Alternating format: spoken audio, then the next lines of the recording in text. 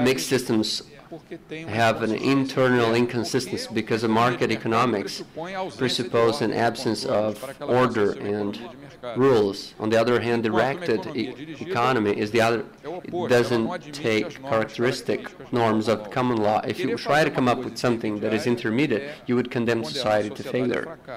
Social democracy in Europe is an example of that. After several decades of application of these mixed systems, they can say so. In the long run, these mixed forms of legal and economic organizations, because they are contradictory, they're not able to be sustained and supported, and they converge into a directed order or totalitarian order, such as thesis taxis type. Now, the issue of evolution in social sciences. Societies have always been spontaneous orders ever since the first tribal groupings to modern civilization. So societies have evolved not as the result of planned reason, but upon processes of ongoing changes, of evolutionary processes that are not like biological evolutionism proposed by Darwin. Evolutionism in social science is not an extension of Darwinian biological evolutionism. The truth, actually, it's the other way around. It was Charles Darwin who applied to biology the concept of evolution, of social evolution. So the belief that the theory of evolution is composed by the laws of evolution is completely wrong, because you cannot talk about laws and defined sequences to which the evolution of the social institutions should be subordinated to. So it's not possible to establish models for prediction of future trajectories of social phenomena. In other words, the evolution of societies does not follow a predefined course of action.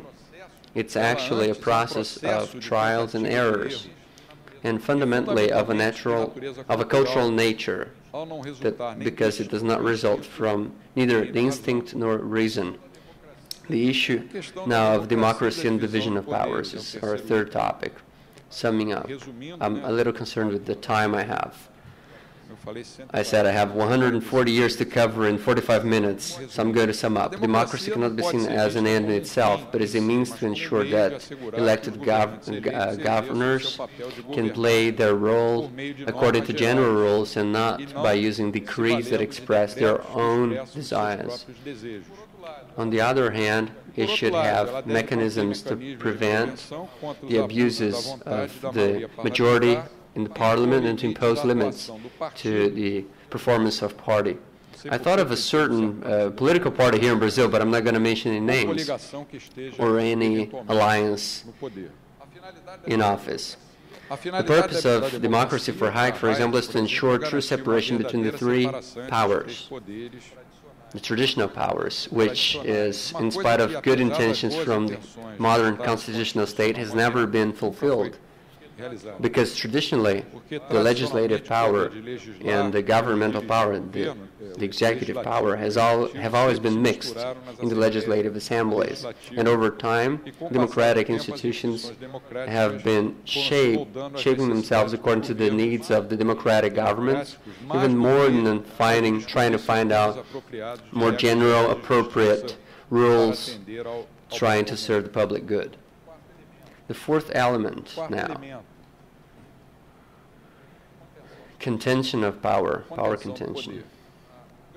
The great challenge in organizing a social order to ensure individual liberties and respect and compliance with general norms of behavior is to limit this power.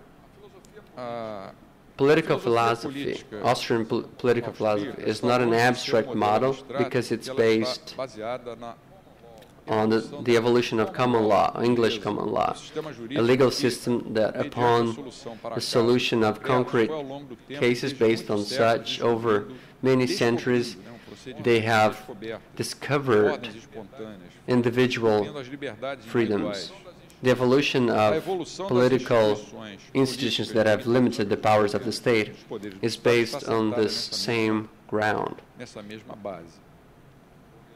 I'm going to sum up a little bit now. I'm going to skip now a couple of paragraphs. Now, the next topic is the critique to constructivism. Many of the controversies existing in the scientific field, especially in the political field, result from basic philosophical schools with their differences. Even though we refer to both of them as rationalism, I think there is a difference here. It's better to make a difference between evolutionary rationalism, according to Karl Popper, critical rationalism, and constructivist rationalism, according to Popper, once again. This Cartesian rationalism, when it's translated into social sciences, it does generate the idea that the mind and human mind and reason would be capable by themselves to enable man to construct society again. This rationalist pretension that Hayek called constructivism or social engineering originated from Plato, strengthened in Descartes, and also found in Hegel and Marx its followers. When confronted with the evolutionary rationalism championed by the Austrian school, then liberal thought and constructivist rationalism was shown to be, for those who like to see, it's naive in its beliefs, extremely arrogant in its gnosiology, the way it makes its diagnosis, and dangerous in its practical experimentations in modern societies, as the history of the 20th century can attest to. For us to understand this phenomenon, I'd recommend the reading of Erich Voegelin's work, especially on Hitler and the Germans. It's a very good book, even though it's a philosopher who doesn't belong to the Austrian school.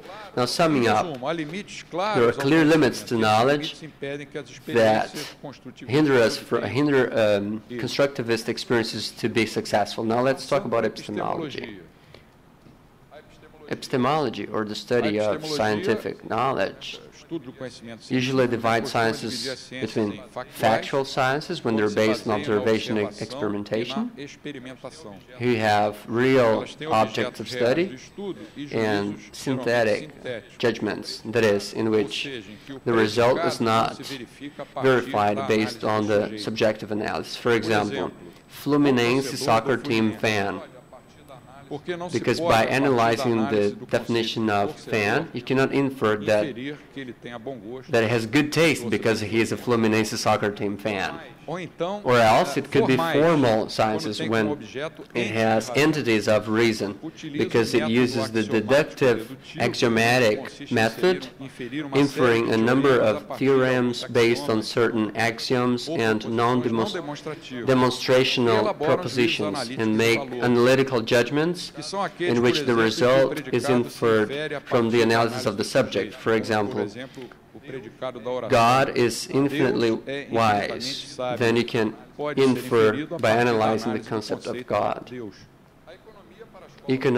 Economics, according to the Austrian school, is a factual deductive method.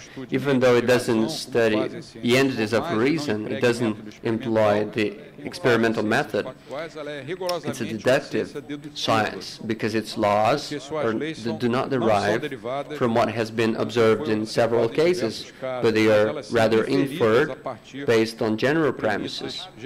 The Austrian analysis starts with analyzing and examining formal implications of human action as considered by an essential characteristic of everything that is economic.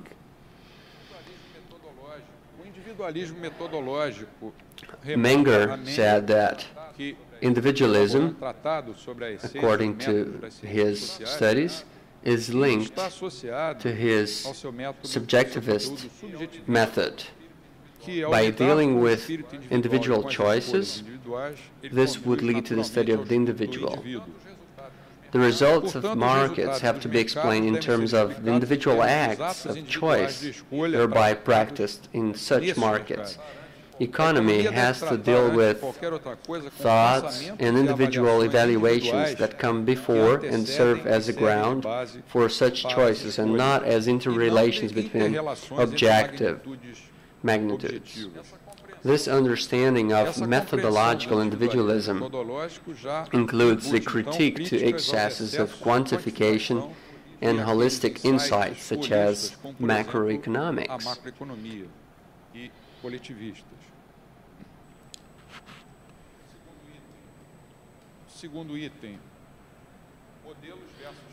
Now, models versus facts in social sciences.